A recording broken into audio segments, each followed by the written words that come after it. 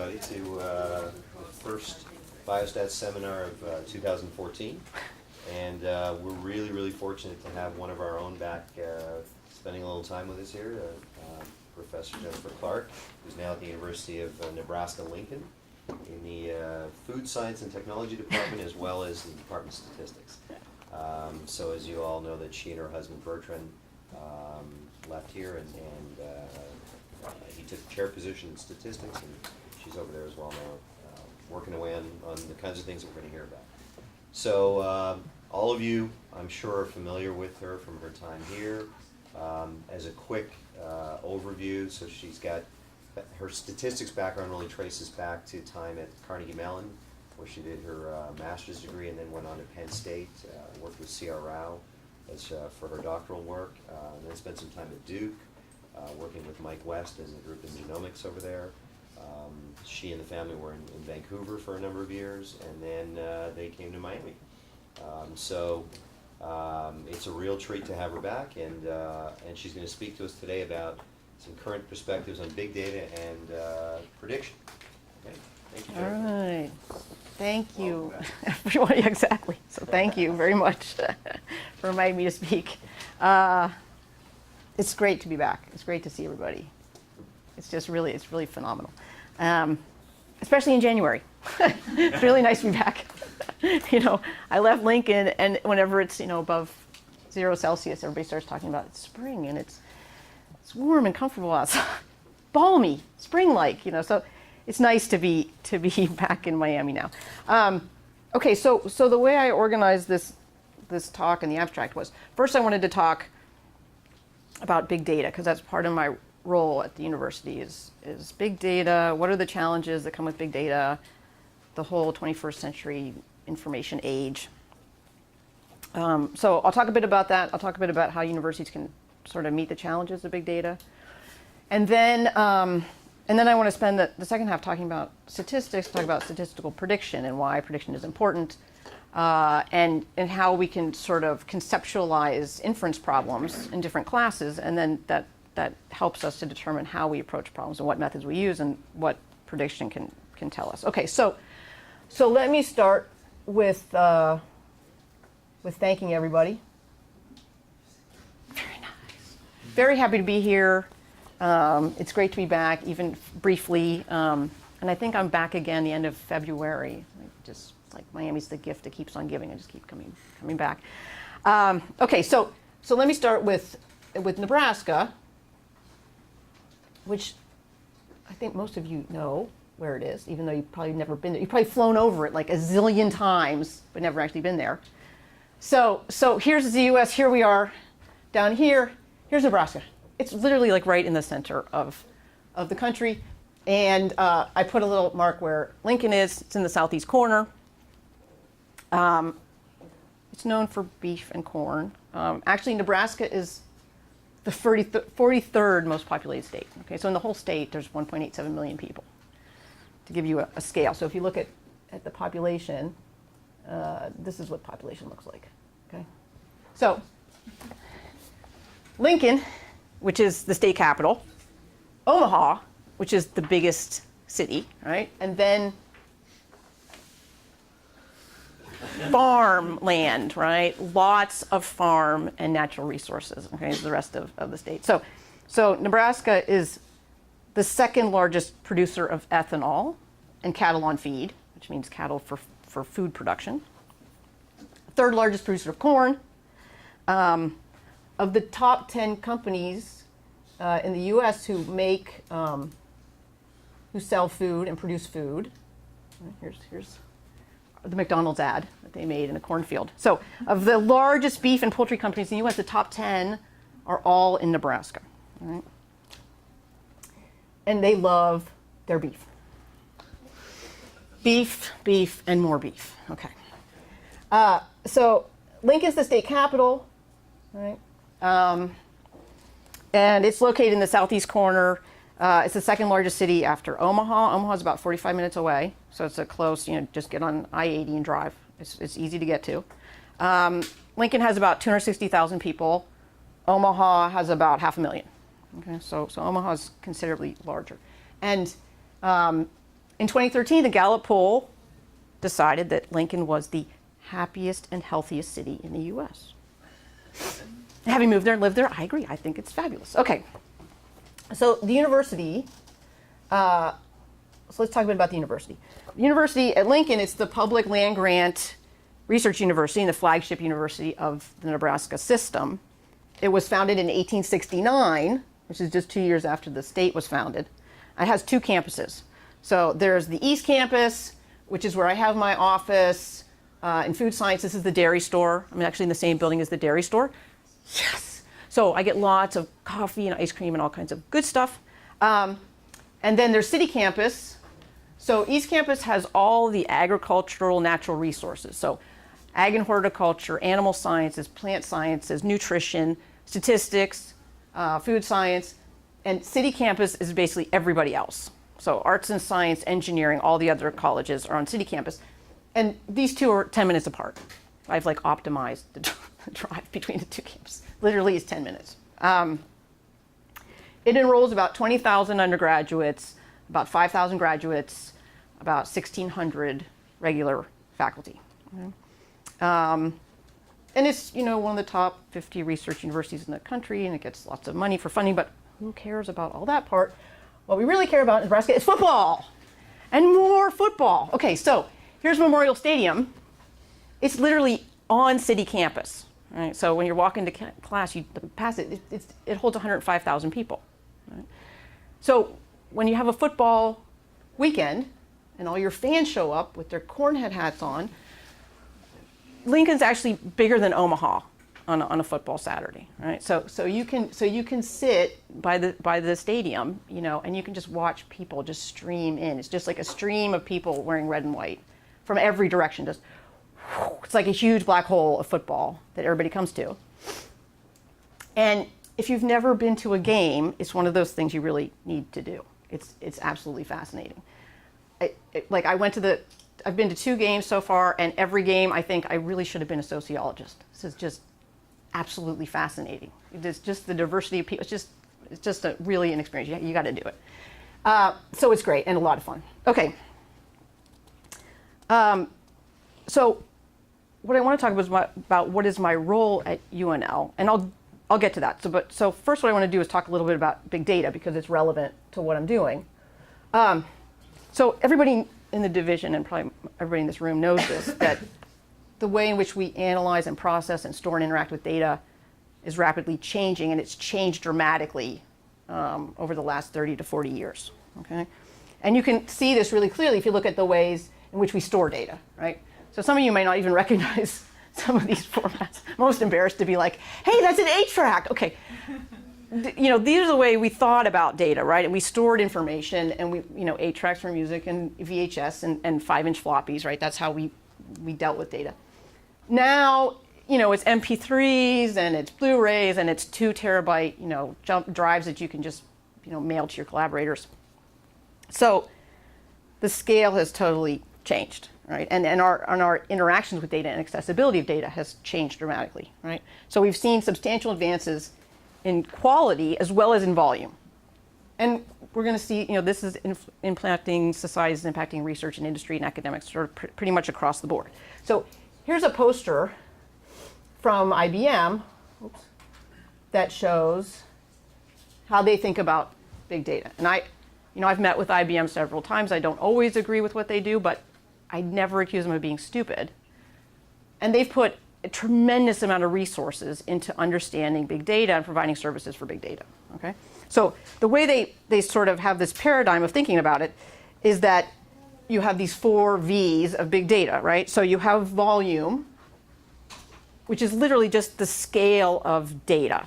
Okay? So we think about it in terms of like megabytes, maybe gigabytes, terabytes. They're thinking of petabytes, you know, 1,000 terabytes. They're talking about exabytes and zettabytes and just huge, huge scale of data. And these numbers are really, they're very hard for me to understand. Once I get to that large, I just kind of go, that's large. I don't even know how to contextualize that. So I looked up some of these numbers. I found out that a terabyte of data is equivalent to 50,000 trees made into paper and printed on text. And 2 petabytes of data is equivalent to all the text in all US research, academic research libraries. Huge, right? Then you have velocity, which is the speed at which data is coming at you. Right? So this I think of really as terms of internet data, financial data, stock exchange, buying and selling from Amazon. It can be so much data that it's impossible to actually capture it and store it. There's just too much.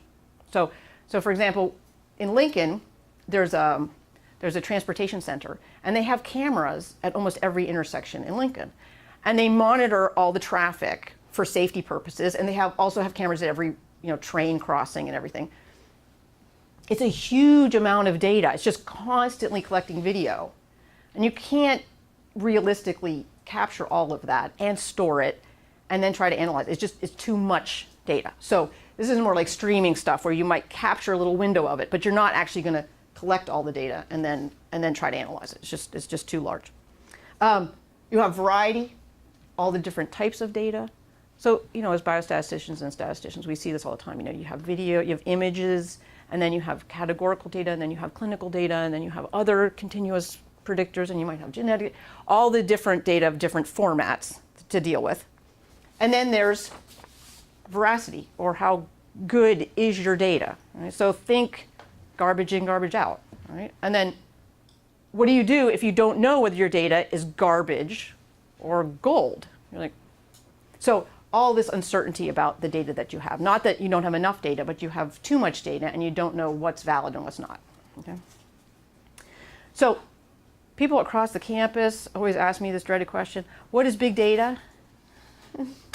And my impression is that in general, industry and academia currently think about big data differently. So industry is primarily concerned with massive volumes of data, a lot of times of one type, so something like, purchasing data, and how to analyze it. And academia and people like biostatisticians and statisticians aren't just worried about a lot of data, but they're worried about the complexity of the data, data of multiple types, how to get information out of that, right? So the challenge to us, as educators and resources is how to get from data to knowledge, right? You have a lot of data, it's noisy, it's complex, might come from multiple different sources. How do you get good knowledge out of that? That's really a challenge. And traditionally, this was only in specific fields. So if you go back many years, the people dealing with large data were earth and atmospheric sciences, because they were doing a lot of climatology and big images, and physics, CERN Collider. CERN Collider alone produces 25 petabytes of data a year. It's just an enormous amount of data. So we saw this in specific fields, but that's no longer true. Sort of the big data is appearing in lots of disciplines that you wouldn't traditionally connect with big data, like arts and humanities. Digital humanities is generating lots of imaging data and text processing problems, where traditionally they never had to deal with that, right? It's really very new to them. So in my opinion, large is a relative term, right? So what I think is large, or what you think is large, or what some postdoc over in human genetics thinks is large, is very different. And the important thing is the relative size. Is it big to me? Right? So I talk to some people who think, well, I don't really worry about big data until I hit petabytes. And then I talk to other people who say, I start to worry if I can't see it all on the screen at one time. Right? I have to do a lot of scrolling, and so we're all at different phases in understanding information. And so big, I think, is sort of like, is it big to you? Is it causing issues for you in terms of how to manage and deal and process, right? And we all vary on how easy or hard we find that to be.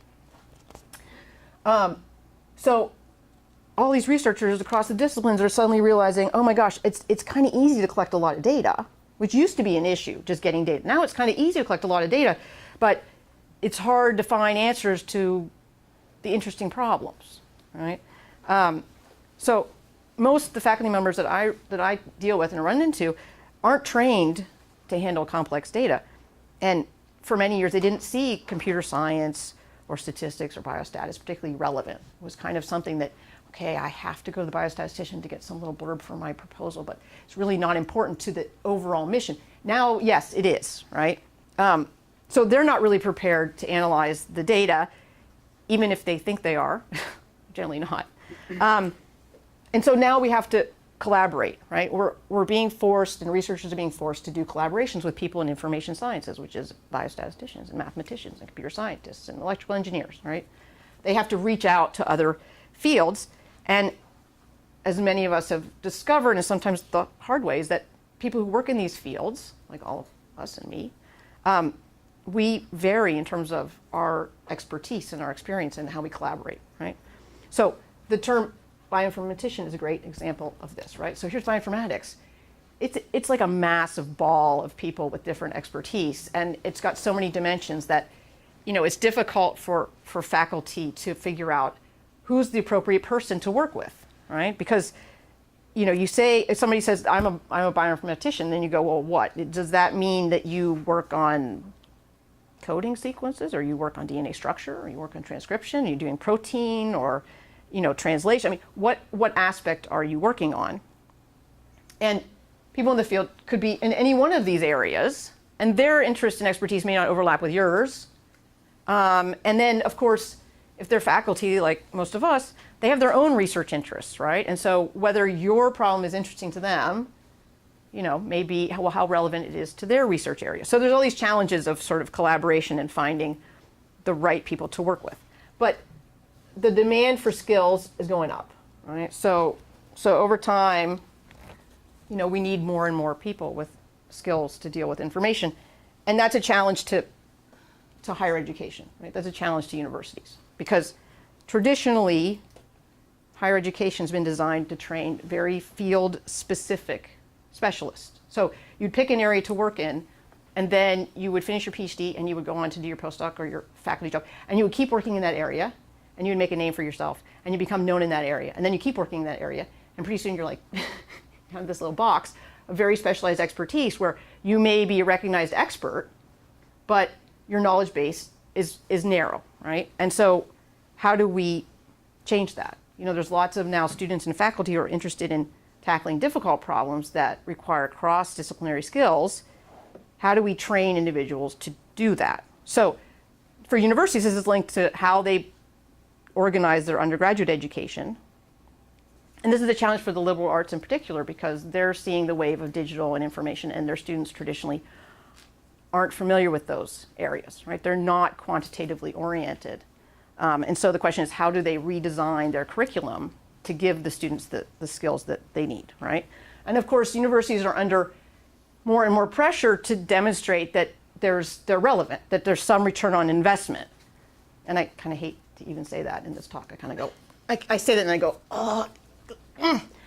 because I don't like to think of return on investment in terms of education. But in this context, at least, it's my opinion that if you can redesign some of your curriculum more towards the information sciences and giving people these basic skills, then, everything will improve. Your education is going to improve, your science is going to improve, and sort of everybody wins. And you can talk about ROI as sort of a side benefit to these things. So one way to envision this kind of curriculum is to go back and think about what you learned in high school, right? The standard traditional foundations. This is the way we still educate people in high school. You took classes in subject areas, and they were very distinct. And there was little coordination among your courses, and nobody really talked about why your course is relevant to somebody else's course. And this was same was true pretty much when you were an undergrad, right? You took classes, and every professor thought that their course was the only course you were taking, and there was little communication, right? But you can actually step back and look at it from sort of a information or AI perspective and talk about what's underneath all these classes, right? What are the common structures that you see in terms of data, right? So you have probability, you have evolution, you have networks and systems and imaging and sequences and all these things that sort of underlie a lot of these subject matter areas. And so the idea is to emphasize consilience, which I borrowed from Paul Cohen, who's director of the School of Information Sciences at Arizona and now at DARPA. The idea is that you can't, as one person, and I run into this all the time, I can't be an expert in every subject, right? And I may run into lots of collaborative things that cross lots of different fields, and I can't become an expert in every one. So I have to look for common data structures. Right? I have to look for the commonalities and say what is similar among these different problems, and then apply or develop the required analytic techniques. Right? So I have 2 projects currently. One's in digital music, and one's in atmospheric sciences. And you might think, what? Right. I mean, 2 areas that I don't know very much about. Right? But I can look at the similarities. I can say, well, if we're talking about music and classifying music in pieces from by different composers, I can think of music as sequences, right? And I can think about modeling that sequence. I can think about predicting the next note or predicting who I think would have written this kind of piece given its characteristics. And I can do the same thing with weather data, right? I can look at rainfall patterns. I can look at them as a sequence. I can think about seasonal effects and these sorts of things and try to predict, okay, what do I expect rainfall to be next year? Right? So in that sense, it's similar. So I'm sort of crossing disciplines by looking at the similarities in information. Right? Okay, so besides blending information in the arts, which is what lots of information science at schools do, it gives you some really cool results, like this. I love this infographic. Okay, this is awesome. Who knew that in 1939 I could have been Batman for $10,000? $10,000. And today, it's going to cost me $135 million, right? I mean, that is some serious superhero inflation, right? I mean, if I want to be Batman today, I got to buy kryptonite, and it's $25,000. So, but this is an example of how you can blend information and the arts to make some really cool results and some cool infographics. Okay, so here's another one with the planets. Okay, and you can't really see this very well, but when I first looked at it, I was like, okay, so here's Earth, right? Okay, I get the idea of how big it is, and here's Mercury, and Venus and little planets, and there's no Pluto, which I was kind of disappointed. Who remembers Pluto as a planet? Remember Pluto as a planet? Whatever happened to that? Okay, so, and I said, wow, well, this is great because look how big Jupiter is. Jupiter is this huge circle on the outside. And I get an idea of how much larger it is than, say, some of the smallest planets. And then I read in the print, and I read that it says, at this scale, the sun would be approximately 2.8 meters, 110 inches in diameter. And I kind of went,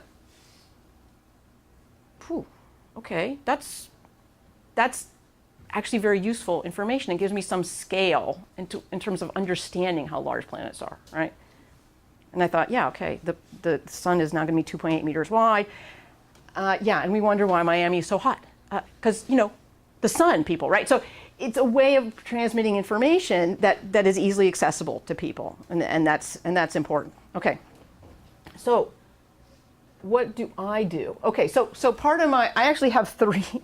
I have 3 sort of roles. One of them is associate professor in statistics, so teaching and research and all that stuff, and then associate professor in food science and technology, which I know sounds way out there, but it's actually not so far, because there's a group in food science that works on gut function and microbiology and microbiome of the gut, right? And traditionally they've done it with an emphasis on ag and animals and how animals respond to diet and how the animal microbiome works. But it's very close to what human microbiome people are doing, right? Same tools, different contexts, but same methods. Okay? So I work with them a lot to do research in cattle microbiome. But my third job is director of this computational sciences initiative. And what is it? It's the administration at the university kind of said, whoa, we need to sort of equip our students and researchers to deal with large data and deal with all this information. And we have researchers telling us about they don't have enough storage, they don't have enough tools, they don't have enough expertise.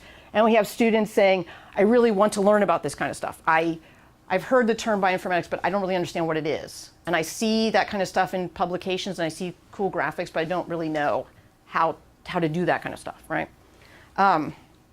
So as part of this, I have several rules, right? So I enable interdisciplinary research, stuff that has big data, so I collaborate with subject matter experts on publications and research projects, work with data management to solve problems, do my own research. Then I advocate for resources and expertise with the administration. So if I see that there's a hole somewhere, like for example, chemistry and biochemistry really need somebody who's an expert in mass spec for metabolomics, and we don't have that expertise on campus, right? So these are things that I would bring to the attention of administration and say, we really need somebody in this area, and can we either arrange to hire someone, or can we arrange some sort of research proposal for external funding to get somebody like that, right? Facilitate communication among faculty, staff, students who are interested in big data. So I run a group called the Big Data Consortium, which is just faculty and students that are interested in big data. And we meet every month and talk about research and challenges in big data and related stuff. Coordinate capabilities. So like any big university, they have bioinformatics, but in different pockets, right? Sort of got developed within different departments and for different purposes, and there's not a lot of communication.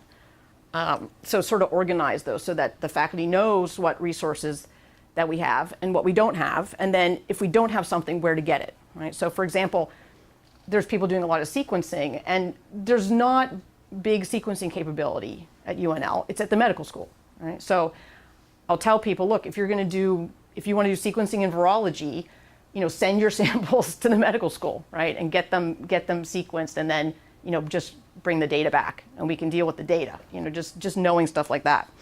And then the last is to develop an iSchool curriculum and proposal for the university. So there's a professional organization of schools of information, and members call themselves the iSchools, and there's actually 52 internationally, and there's 23 in the US.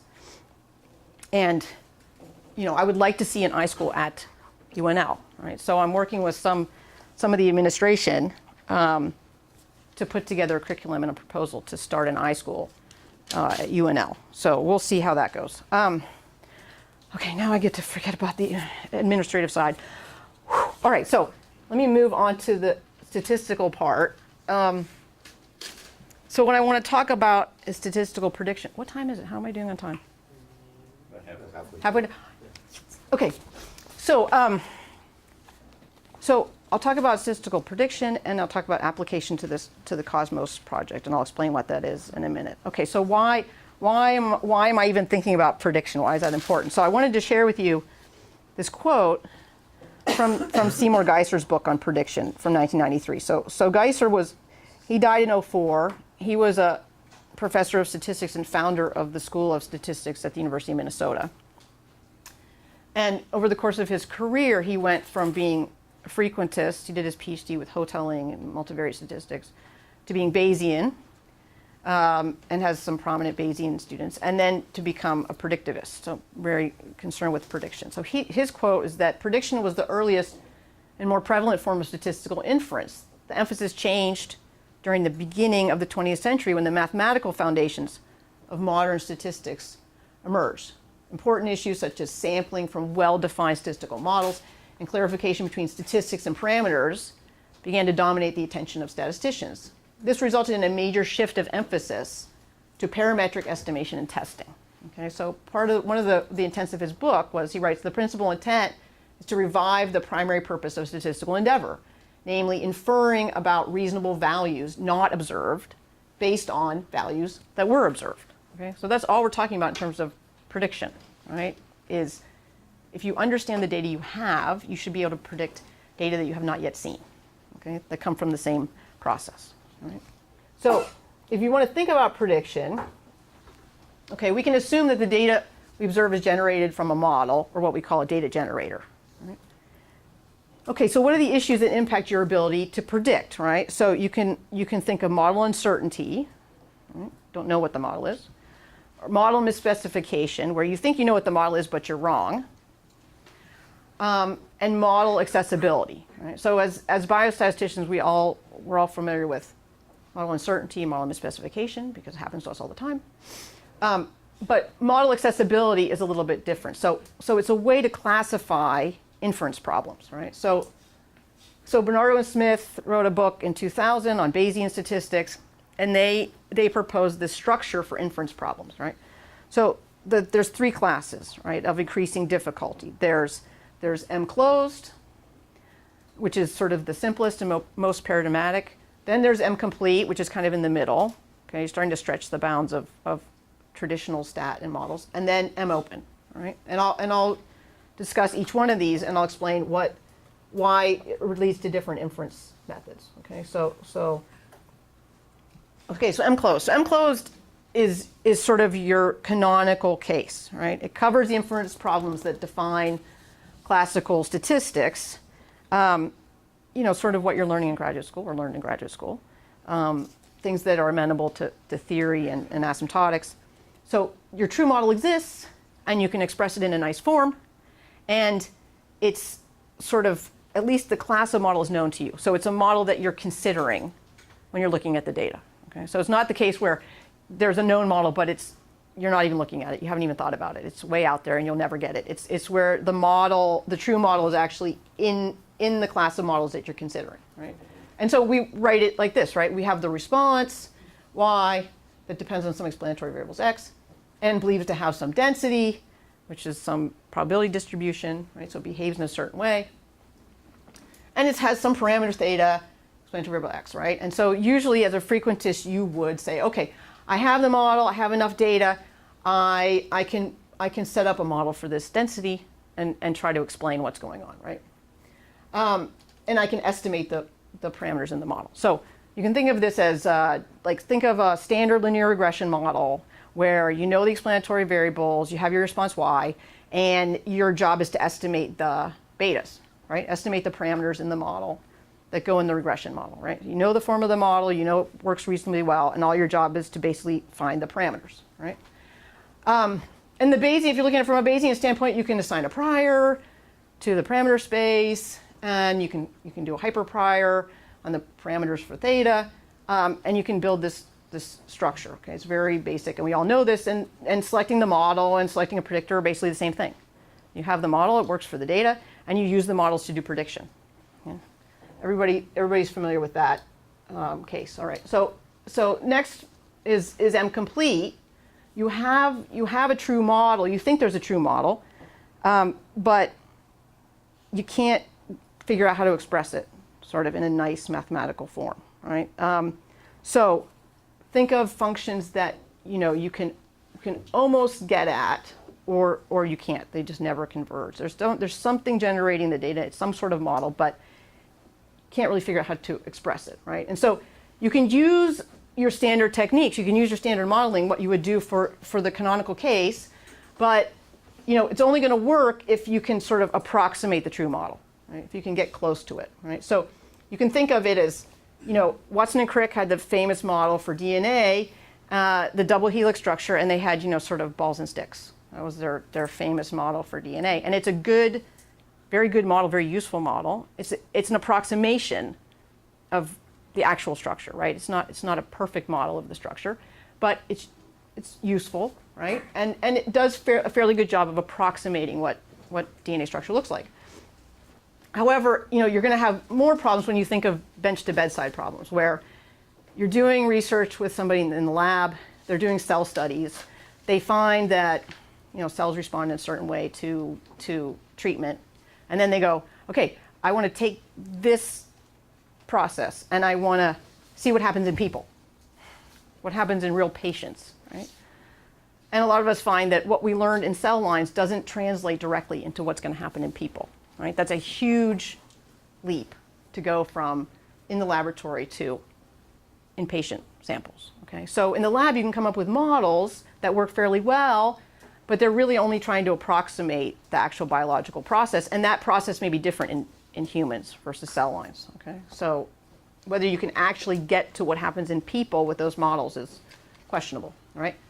You can still be Bayesian, you can still put priors on models, but you're really expressing not that this model is going to work or not work. What you're talking about is how well do I think this model is going to approximate what's actually generating the data, right? How good of an approximation is it? And we have a few methods for this. The ones that come to mind are shrinkage, which is sort of variable selection, smart variable selection, and cross-validation, where you fit your model and it fits really great, and then you try to predict something and you go, that didn't really work. And so how do you get the best model you can from the data you have? You do cross-validation, right? You pull out some of the data, you treat it as your validation set, you model what's left over, and then you try to predict the holdout, right? It's a way to kind of do internal model selection and validation. Okay? So very useful methods. Okay, and then you go to mopen, which is, there is no model, right? There really is no underlying model. So, it's like, can you predict the next base pair in your DNA? Maybe, but I don't really know of a model that's going to explain that. Can you predict stock market prices? You can try, and a lot of people put a lot of money into trying to predict stock market prices. But it's tricky, and it's hard to figure out really what would the model be. Stock market prices respond to so many different things, not the least of which is sort of just market psychology, that it'd be very hard to write an actual model that's going to predict that well. So you can't really build a model, right? But you can predict, right? You can try to predict the next observation using the explanatory variables you have, but you might not have a readily accessible model. So for example, if you think of all the black box methods, neural networks and bagging of models, and there really isn't a nice closed form for the model.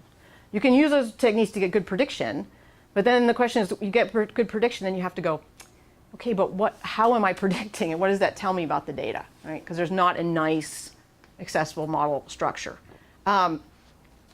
What does that mean for Bayesians? You could use the prior to reflect sort of if you think your method's going to work, right? Do you think the neural network's going to be successful? Do you think that you should be using kernel techniques instead of neural networks? There's ways to sort of think about the Bayesian prior. But these classes are very challenging. Okay, so clearly it's just a way to express the complexity of problems, right? The M-closed is less complex generally than M-complete problems, and less complex than M-open problems, right? Complexity goes up as you make less assumptions. You can make less assumptions about modeling. So for M-closed problems, you can think about things like model uncertainty and model misspecification, because you assume there is an underlying model, right? And it's accessible to you, right? So you can estimate it, you can make inference from it. So you can think about model uncertainty, model misspecification. For M-complete problems, you can look at model uncertainty, but not really model misspecification, because the actual model is not something you can easily express. It's kind of on the boundary of known models. So misspecification, not really, because you can't specify the actual model. But you can talk about uncertainty, right? How close do you think you are to the actual model? And for M-open problems, we don't have these issues. We don't have really concepts of model uncertainty or model misspecification, because there's no model. So you're really in just looking at prediction and trying to build a good predictor. Okay, so let me do an example of time series and Cosmos, and I'm doing this example not because I'm going to try to teach you time series, which I'm not, but just to give you an example of how these issues might impact how you do inference. Okay, time series is a huge field, as I've learned, and there's lots and lots of different techniques. And so I just want to talk about one. So I'll talk about seasonal autoregressive integrated moving average models, and I'll explain what that means. It's like a big blah, blah, blah, but I'll break it up so it's actually not quite so complicated. Motivated by data from this Cosmos project. So what's the project? So Cosmos is an NSF-supported project. It's actually stands for Cosmic Ray Soil Moisture Observing System, right? So what they do is they measure soil moisture on the scale of hectometers and down to about 10 decimeters in the soil using cosmic ray neutrons. So I never knew anything about this.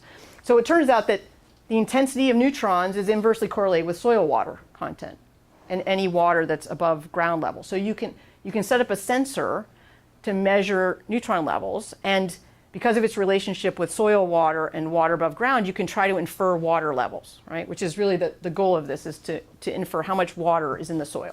Okay? So the data we got is daily neutron counts collected at a single station in Arizona from June of 2010 until November of 2013. So you have about 2.5 years of daily observations, right? And what we decided to do was try to build a predictor for the data in essentially between June of 2013 and November, using all the previous data. So use the first 2 years of data to try to predict the remainder. Okay? And this is what the data looks like. All right. So this is data from different variables that they've collected. So absolute humidity, the inferred soil moisture, the rainfall data, right? And you can see how soil moisture, there's a lag between soil moisture and rainfall, right? So here's the heaviest rainfall. Soil moisture goes up, but it doesn't really go up dramatically until after the second rainfall. So there's a lag between the rainfall and soil moisture. Here's fast neutrons. So this is the kind of data that we're going to try to model, fast neutron levels. Here's the thermal to fast ratio. There's two kinds of neutrons, and they take the ratio of them. And then here's nitrogen. Okay, so we have data on all these different variables, and what we decided to do was just try to look at neutron counts and get a model for neutron counts. Okay, just as a simple, just as an example case.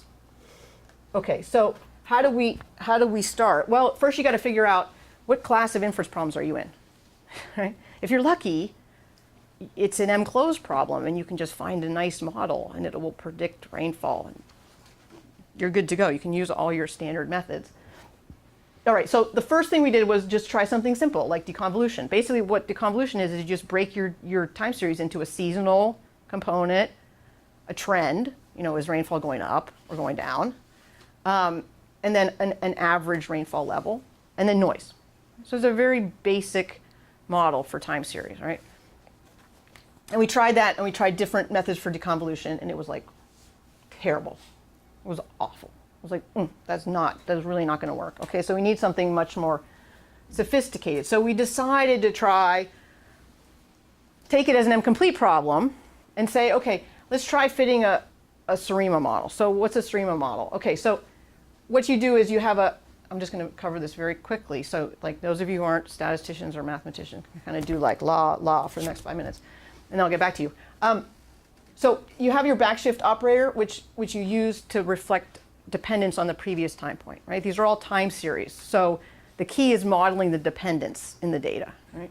So if you have this backshift operator, then you can say the data follows a SARIMA if and only if this is true. So you have second order stationarity. Here's your backshift, right? And you have to figure out how many times you're going to backshift. How many previous data points are you going to be dependent on? This is your seasonal component. How many seasons are you going to be dependent on, right? And here's your time series. And if you can take your original time series, remove the seasonal component, remove the integrated component, which is like how many previous differences are you dependent on, then the remainders you can fit an ARMA to, okay? So the first thing is figure out your seasonality and your integration parameters, and then do ARMA, all right? And the ARMA you can represent as this model. So here are the parameters. You've got phi's for your autoregressive part, right? So here, this is just dependence on previous time steps, right? And the question is, how many time steps are you dependent on? Like at what point does your dependence die out? Is rainfall today or neutron counts today, is it dependent on the last 2 observations, 2 days? Is it dependent on the last 5 days? That's your level of autoregressive. And then you have your moving average part, which is dependence on previous errors, right? The error structure at previous points, okay? And how many time points are you going back, right? So 2 pieces to the model, right? So we first decided, okay, how are we going to get the seasonal component? How are we going to figure out the integrated part? Well, okay, so here's our steps we have to go through, okay? Identify your predictor class. So we chose SARIMA because of the structure of the data. Could have picked something else, but right. Then we got to estimate the parameters. We got to make sure that the model we get actually kind of works on the data we have, and then we have to figure out, is it going to forecast anything reasonable, right? Those are the steps that we're going to go through. Okay, we got our SARIMA, so now we have to think about parameter estimation, right? So first is, what's the seasonality, and then how many previous differences do we have to remove? Okay, so structure of the data. So we have almost 3 years of data, right? A little over 2 plus. So it makes sense, daily data. So it makes sense that your season would be the number of days in a year. Right? You have an annual trend. You say the length of your season is 365 days. Okay, kind of makes sense. Okay, so why is D1? What does that mean? It means that I'm simply going to take this year's data and subtract the previous years.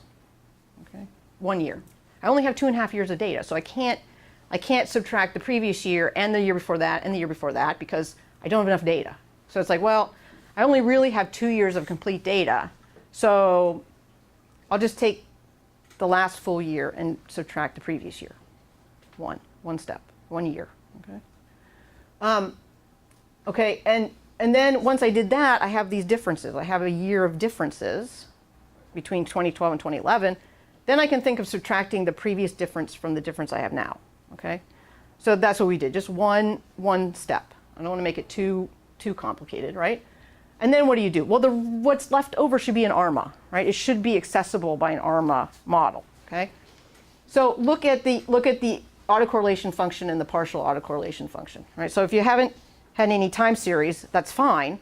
The purpose of this really is that the autocorrelation function should give you an idea of how many autoregressive steps do you need to use. Okay, so how many previous time steps are you dependent on, right? At some point, the autocorrelation dies out to nothing, and you're like, okay, after that many time steps, I have no more dependence. Dependence is lost, right? So I can look at this function and say, well, you know, clearly I've got 0, I've got 1, maybe 2, and maybe 5, but pretty much after 5, this is all noise, right? Between the bounds, this is all noise. So I don't really have to think about autoregressive more than 5 steps, okay? And the partial autocorrelation function does the same thing for the moving average piece, right? So I can look at this and say, okay, my moving average piece, okay, I have some partial autocorrelation here, and maybe up to, I don't know, 5 or 6 steps. Everything after that is just noise, right? There's no more dependence, okay? So I can use this to say, all right, I have an idea of the class of models that I should be looking at that will give me the best prediction. Okay, you're thinking about ARMA models. I've already gotten rid of seasonality and the integration. Now I'm just thinking about ARMA models. So I got to pick an ARMA, I think, where the autoregressive part is, you know, has less than or equal to 6 steps, say, and the moving average part has less than or equal to 6 steps, right? So I've got the biggest possible model is kind of an ARMA 6-6. And I'm like, okay, it's going to be something smaller than that. And now I have a model selection problem, right? Which ARMA? Which ARMA do I choose, right? Okay, so in order to do this, I can say, well, there's different model selection methods that I can try, right? I can use AIC, I can use corrected AIC, I can use BIC. I mean, there's a whole alphabet of different criteria you can use for model selection, right? So let's try that on the data we're going to fit to, right? The data we're going to fit to is the first 2 years of data, and we've differenced it twice, right? We took the first 2 years, we subtracted the first year from the second year, and then we did one-step differencing. So we essentially have 364 observations that we're going to model, right? Okay, so you can fit all the models, you can do your model selection any way you want to, you can do stepwise, it doesn't matter. So what we did was just let R fit the models and say, well, I just want something smaller than or equal to a 6-6, so what's the best submodel? What's the best smaller model? Okay, and you get a 3-4 with AIC, BIC, and you get 3-5 by corrected AIC. And you look at the residuals, right, from the fit. So you fit the models and you look at the residuals and you go, okay, you know, they're centered at 0, that's good, and they look pretty similar. I mean, you really couldn't tell the difference between these two models. Is it a 3-4 or a 3-5? Even if you do all the standard tests, you really can't distinguish between those two. Okay, so now we have a fitted model, right? So then the question is, well, what do we do what if we fit all the data? What if we forgot about prediction and just said, I'm just going to use all the data I have to fit a model, right? So do the same process, but use all of the data, right? And you get totally different answers, right? If you use all the data, you get an ARMA 6-6 or an ARMA 1-2, right? Totally different models. Residuals still look okay. centered at 0, reasonable. So this is one of the things that you see often in M-complete problems, is that as soon as you change the data, even a little bit, you add an observation, you suddenly get very different models by selection techniques. The model you're choosing is very unstable, right? Because you're trying to approximate some complex method, and you know that's very dependent on the data you have. And so as soon as you add more observations, you get totally different answers. The model keeps changing, right? Okay, so it's like, okay, I now have 2 totally different models than what I had before. All right, and I can see which one, you know, they both fit fairly well to all the data, right? So if I was going to, at this point, if I was going to pick a model to predict, I would have picked the ARMA 1-2 because it's smaller, right? So it's a smaller model and does just as well as the ARMA 6-6, right? So that's what I would choose. All right, so let's suppose that we have our original data, right? We haven't seen the predictive data yet. And we're going to do model selection sequentially, right? So then we know now, since we've used all the data, that the model we want to use is this ARMA 1-2, right? That fits best all the data. And the question is, well, if I take the model, the first 2 years of data, what I'm going to fit to, and I slowly add observations to my fitted set, right? So I slowly add data to the fitted set. How quickly do I get to this model, right? Who leads me to this model faster, right? Who's most efficient at getting me to this model? This is the model I want to get to. The question is, how much data does it take for me to get there? Right? Okay, so I can try to do sequential prediction, right? So I can take the data I had, I can add an observation, and then I can refit the model, right? And I can look at what are the models that the different selection criteria choose, okay? It turns out that AIC, right? So here are the time points on which I'm predicting, right? So here's the first 2 years of data. That's 730 observations, 2 years of data, right? So assume I fitted all that. I add in the 731st observation to my fitted set. I try to estimate the best models, right? And what I plotted here was the order of the AR and the MA portions of the model, right? So AIC, if you add one observation, picks a model with autoregressive 3 and a moving average of 5, right? And these 2 lines, the solid line and the dashed line, show you how the AR model selection, it kind of jumps up and down, right? I add one observation, it tells me it's a 3-5, and then I add another observation and it tells me, oh, all of a sudden it's a 5-3, and then I put another data point in and it tells me it's a 3-5, and it goes back and forth and back and forth. And as I add more data, it goes up and down and up and down, and at some point, at about 760 plus observations, it decides on the ARMA 1-2, which was the model that I really thought was the right model for all of this data, right? So the AR, by AIC, it kind of wanders. It's trying to figure out. And yeah. That was based on you chose 1-2 based on the entire sequence. Yes, exactly. So I sort of know, right? And now I'm going, okay, wait, what if I didn't have all this data? That's true. Exactly. I'm making that assumption, right? That's the best model. It may not be, right? But I'm just making that assumption. Okay. And then if I look at BIC basically picks an ARMA 1-2 as soon as I add another observation. So as soon as I go over the initial 2 years and I add a new observation, it goes, oh, I think the best model is ARMA 1-2. And it just stays there all the way through, right? So it's very stable.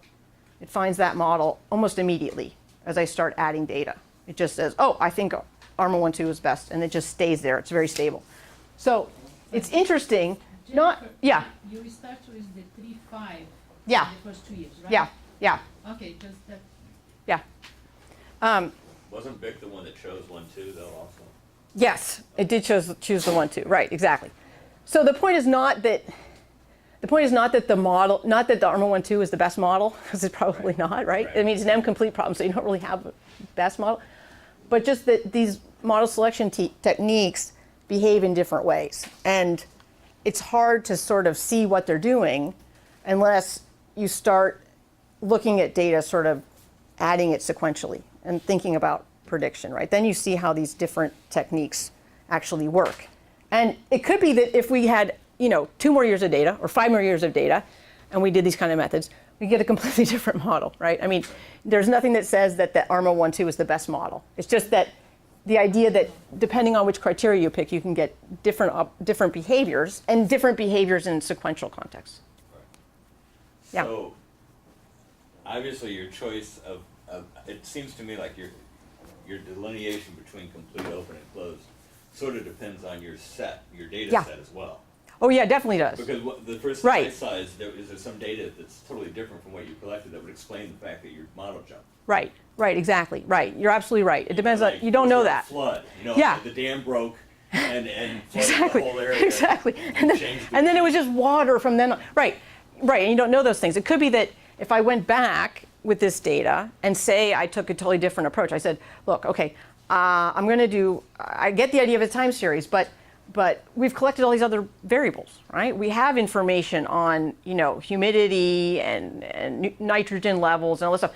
I could use all that data and build more like a regression model, a time series, right? This is just depending on previous rainfall data, right?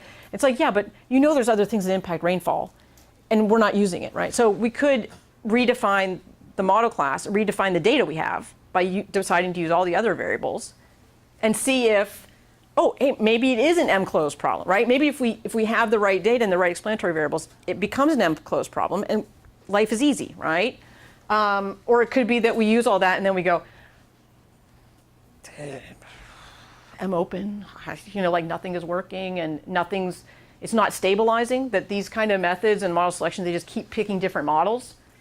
I'm bouncing all over the place, right? I'm not getting really the signal, so I have to move to something different, right? So you're right. It absolutely depends on the data you have available and then the method you're using, right? And if I look at the BIC model with the ARMA 1-2, it does okay. It's not great if I look at the sequential predictions. Like it tends to follow, right? So the black line is the actual data and the dashed is our predictions.